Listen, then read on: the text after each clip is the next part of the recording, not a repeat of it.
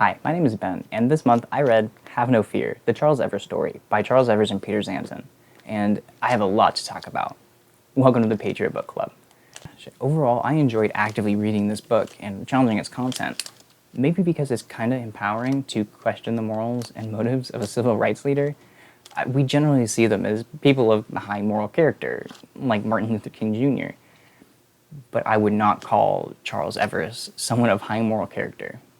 Without giving too much detail, because I think you should read the book for yourself and make your own judgments based on your own value system, he cheats on his wife constantly, he enforces anti-miscegenation laws, he pimps women in 2 different countries, and he threatens to make plans to kill a lot of people over the years.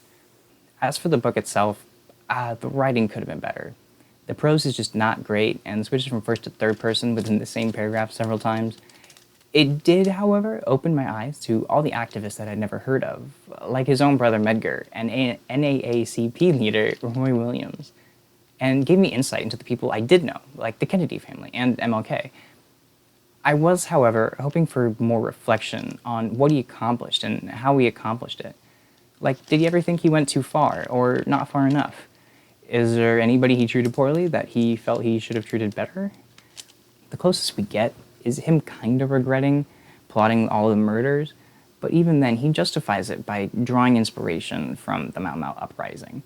Without this sort of reflection, we're left to think that Evers made no mistakes, that he never regretted a single action.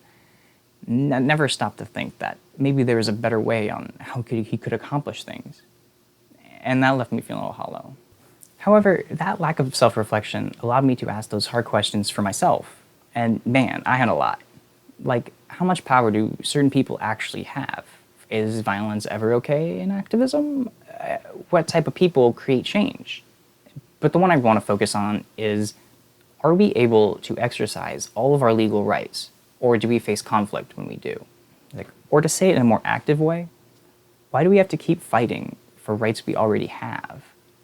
Technically speaking, the 14th Amendment gave all male citizens the right to vote, regardless of skin color, and that was ratified in 1868. So why in 1960 are people still marching for the right to vote? Well, the short answer is racism, and the long answer is institutionalized racism. And history. So let's talk about that first. Following the US Civil War, the federal government tried to bring the old Confederate states back into the Union in a way that wouldn't cause a second rebellion. This was called Reconstruction, and it mostly consisted of disbanding the old state armies and voting in new legislatures that didn't participate in any of the rebellion. The problem with this approach is that it didn't make any institutional changes. Even though the 13th, 14th, and 15th constitutional amendments were supposed to ensure Black Americans all the same rights as white Americans, they were still second-class citizens in the former Confederate states, as evidenced by the numerous state laws passed, collectively called Jim Crow laws. Some of these laws you're probably familiar with if you went through the American education system, like anti-miscegenation laws, laws prohibiting African Americans from certain jobs, and laws against African Americans in university. Although many of these were more like social codes that were rigorously enforced, and excessive enforcement of those codes were never punished. And if you went to school in the US, you almost certainly are familiar with the Supreme Court case, Plessy versus Ferguson. This case was famous for creating the idea of separate but equal. The majority opinion, written by Henry Billings Brown, is a complete trip to read. The object of the 14th Amendment was undoubtedly to enforce the absolute equality of the 2 races before the law. But in the nature of things, it could not have been intended to abolish distinctions based upon race, or to enforce social, as distinguished from political, equality, or a commingling of the 2 races upon terms unsatisfactory to either. We consider the underlying fallacy of the plaintiff's arguments to consist in the assumption that the enforced separation of the 2 races stamp the colored race with a badge of inferiority. If this be so, it is not by reason of anything found in the Act, but solely because of the colored race choose to put that construction on it. Or, to say in current English, prejudice cannot be legislated. And no, the law isn't racist, Black people just think it is. This particularly enrages me because of how often I hear similar arguments today. The court voted 7-1 in favor of upholding the constitutional basis for segregation based on race. But the lone dissenting opinion from Justice Harlan is a little refreshing to hear. Everyone knows that the statute in question had its origins in the purpose, not so much to exclude white people from railroad cars occupied by blacks, as to exclude colored people from coaches occupied by or assigned to white persons. Or to put it in current English, yeah, bullshit. Racists obviously passed a racist law. It's a bit refreshing to see someone actually think beyond just what the text says. But separate but equal is what stuck and became the norm in the South. From water fountains to bathrooms to restaurants, schools, buses, grocery stores, everything was split along colored lines. The law bound but did not protect African Americans. The police, judges, and juries were all complicit in the enforcement of these racist laws and the selective unenforcement of other laws. Crimes against black people were not investigated, and crimes were fabricated to keep them poor or in jail or otherwise just run them out of town. Okay, so now back to Charles Evers. Evers was born in Mississippi in 1922, which was one of the strongest, if not the strongest, holdout of white supremacy in the South, and it really showed. Evers faced every kind of discrimination that I've mentioned so far, and several that I haven't. And the first real clear example in the book of his legal rights being denied was as an adult when him and his brother Medgar tried to vote in 1946. The Evers brothers decided that after fighting in the Pacific theater of World War II, that they were going to vote. When they got to the courthouse to register, they were met with dozens of armed white civilians blocking the doors, telling them not to start trouble. As if the ones holding the guns and blocking the doors weren't the ones starting trouble. Eventually they did manage to register through sheer bravery and unwillingness to back down. But when the election actually rolled around, they were prevented from voting by even more armed white civilians and locking up the ballot box. There was no police, no National Guard to ensure the right to vote. In fact, the opposite was true. The police ensured African Americans didn't vote. Despite being equal under the law, people of all colors were not equal in society. So in a way, Brown was kinda right. Prejudice can't be legislated. Like here Evers is, 80 years after the Civil War and the end of slavery, but still every bit as hated as a black man, simply for being a black man. But in a much truer sense, Brown is wrong. I mean, no, you can't make hateful thoughts illegal, but certainly you can pass laws to ensure people are treated fairly even in the presence of hate. And that's exactly what the Civil Rights Act of 1957 did, and the Civil Rights Act of 1960, and 64, and 65, 68, 77, holy shit. Voting Rights Act of 2006? What the fuck? Why is that so late? Why do we have so many of these? To say Evers was bold would be an understatement of criminal proportions. He straight up had no fear.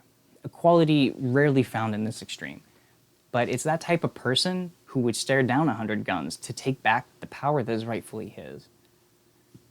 I think very few people have this quality, and it's natural to feel fear when you confront power. I mean, how many unmarked graves are there in Mississippi that weren't even investigated, much less an arrest made? It takes a person like Evers to show the fearful not to be, and to show that there is strength in numbers because of the strength of the individual. Evers led many voting and registration drives to help African Americans regain their voice in politics, because he knew the power of the vote, and he knew it was one of the keys to equality. Evers was elected mayor of Fayette, Mississippi in 1969, the first African American mayor in the state since Reconstruction. But this is part of the story that I actually found kind of disheartening. Despite fighting against the unjust system for decades, he kept the idea of the strength of the law. He believed that unjust laws should be tested, but that all of his laws were above reproach. In the same year, he fired Martha Wood, the city attorney, for being in a mixed-race relationship. In addition, that same year, he fired Martha Wood, a city attorney, for being in a mixed-race relationship in Fayette. He claims it was done in the interest of public safety, but wasn't that the same thing he was told when him and his brother tried to vote? Don't do this or you'll cause trouble. He had the power to make change, but he failed to do so. Maybe this could be read as joining the system molds you to it, but he follows the story with public safety comes before personal rights. That's a direct quote from the book. I think a more interesting take is that even the ones that fight hardest for equality still make huge mistakes, counter their own beliefs, but that doesn't make their work any less impactful or meaningful. Plenty of people will tell you about MLK, who was a pastor cheating on his wife. It's hard to deny that Evers made an impact in the civil rights movement. It's just disappointing he didn't take what he learned from the other civil rights leader and apply or reflect on it. Charles Evers passed away July 22nd, 2020, after nearly 50 years of activism and political influence. Throughout his work, he always said he just wanted what white people already have. Like white people had nice schools, nice jobs, nice houses, and were treated like people. All things that black people just wanted the opportunity to have, but were denied because of the institutions around them. We can also look at similar movements in recent history and today and hear the same things. Women just want to be accepted in the professional world. The LGBT community just wanted to marry who they love.